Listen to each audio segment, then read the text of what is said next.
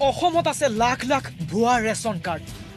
যোগান বিভাগত সংঘটিত ভুৱা ৰেচন কাৰ্ড কেলেংকাৰীৰ তদন্তৰ বাবে ৰাজ্য চৰকাৰে গঠন কৰা PG আগৰৱালা আয়োগৰ অনুসন্ধানত ওলাইছিল এই ভয়ংকৰ তথ্য। যিবিলাক বগছ ৰেচন কাৰ্ড আছিলে সেইখিনি ধৰা পেলাবৰ কাৰণে আমি এটা কৰিছিলোঁ। প্ৰায় 3 লাখ ভুৱা কাৰ্ড ধৰা পেলোৱা হৈছে। কিন্তু কেন্দ্ৰীয় গৃহ মন্ত্ৰালয়ৰ অধীনস্থ ৰেজিষ্ট্ৰাৰ জেনেৰেল অফ ইণ্ডিয়াই NRCত নাম অন্তৰ্ভুক্তিৰ বাবে ৰেচন কাৰ্ড সংলগ্ন নথি হিচাপে ব্যৱহাৰ কৰিব পাৰিব বুলি NRCৰ ৰাজ্যিক সমন্বয়কক অৱগত কৰোৱাত ৰাজ্যজুৰি সৃষ্টি হৈছে বিৰূপ প্ৰতিক্ৰিয়াৰ। অসমত ভুৱা ৰেচন কাৰ্ড ওলোৱাৰ বাবে ৰেচন কাৰ্ড দাখিলেৰে নাগৰিকত্ব লোৱাৰ বিৰোধিতা কংগ্ৰেছ AIUDFৰ। যি সময়ত এনেকৈ PG আগৰৱালা ৰিপৰ্টটো ওলাইছে যে বহুত ভুৱা ৰেচন কাৰ্ড আছে, সেইখিনি সময়ত ভাৰতীয় নাগৰিকত্ব প্ৰমাণ কৰিবলৈ ৰেচন কাৰ্ডৰ গ্ৰহণযোগ্যতাটো বৰ্তমানে গ্ৰহণ কৰাটো কিমান দূৰ যুক্তিসংগত এই কথাটো চিন্তনীয়।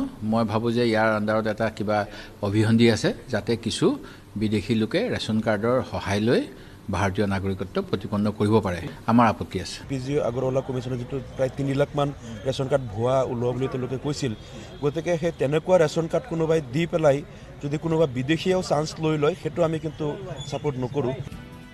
PG আগৰৱালা আয়োগৰ অনুসন্ধানত অসমত যিহেতু 3 লাখ ভুৱা ৰেচন কাৰ্ড থকাৰ ভয়ানক তথ্য পোহৰলৈ আহিছে, সেই হেতুকে জাতীয় দল সংগঠনসমূহেও ৰেচন কাৰ্ডৰ জৰিয়তে নাগৰিকত্ব প্ৰদানৰ বিৰোধিতা কৰিছে।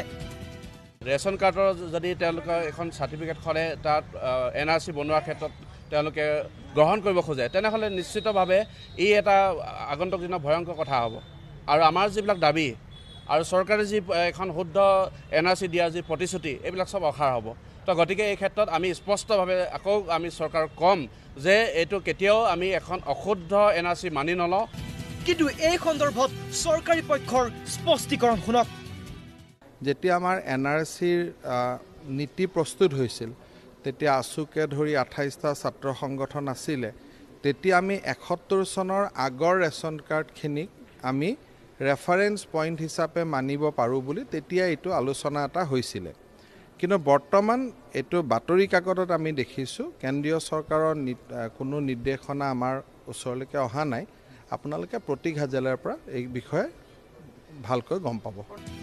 উল্লেখযোগ্য যে NRCৰ বাবে আবেদন কৰা ৰাজ্যৰ 80%তকৈও অধিক পৰিয়ালৰ হাতত আছে ৰেচন কাৰ্ড।